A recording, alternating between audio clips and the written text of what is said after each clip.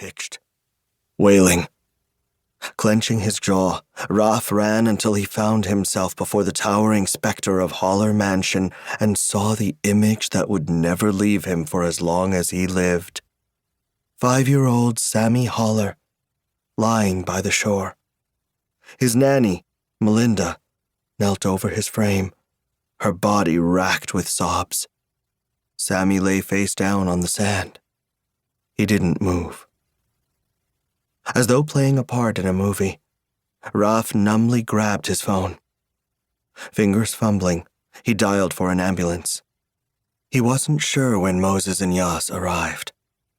When the red and white ambulance lights at last flashed in the distance, a team of paramedics lifted Sammy's limp body onto the stretcher. One thought ran in a loop in his mind. This can't be real. This couldn't happen here.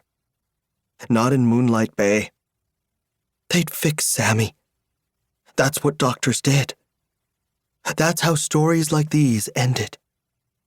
Sammy couldn't die. Raf couldn't be sure how he made it back to Willow Forest, to Dolky Uncle's door, practically falling into his arms. He only knew that Uncle would have the answers. He always did. Uncle wrapped Raf's wrist in a soothing compress. He brought him a warm cup of almond tea. A blanket. It was only when the teacup clattered against its saucer that Raf realized he was trembling.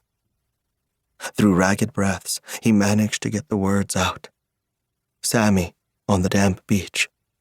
The sea churning dark and deadly. Uncle's expression grew grim. He ran a hand through his hair. Pure white, like the snow-capped mountains of Golub they'd left behind. What were you doing out there, son? I was looking for Yas. Raf's shoulders slumped. Raf had to tell him. Of course he did. Uncle needed to know. Raf, Uncle said slowly. Were you going to... I didn't say anything, Raf said quickly. I saw her and Moses and... He looked at his leaf. Gold and green as ever. It's not like she feels the same. Dolky Uncle was quiet, translating Raf's broken words into meaning. Shame coursed through Raf. His father had died 3 years earlier, but Dolky was a father figure to all the Golub who ended up within the forest of Moonlight Bay.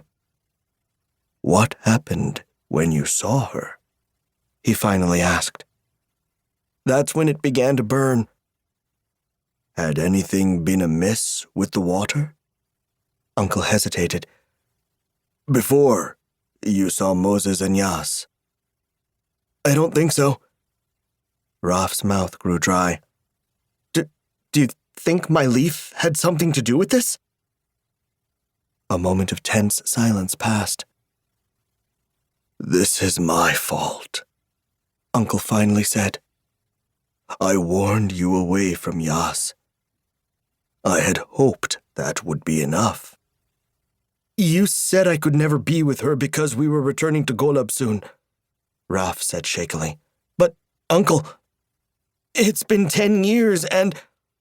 I didn't tell you the rest of it, Uncle interrupted.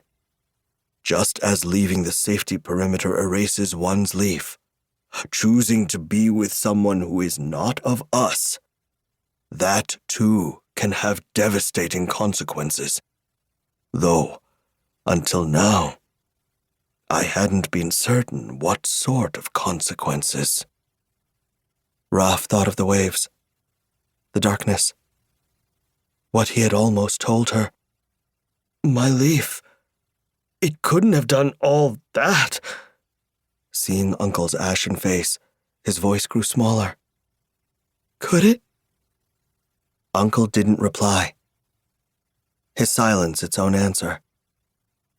Raf sank his head into his hands. He felt lightheaded. Had his birthmark disappeared, he'd have lost any ability to return to Golub or to remain with his own family within their forest home. Lost leaves were catching. Before they could speak more,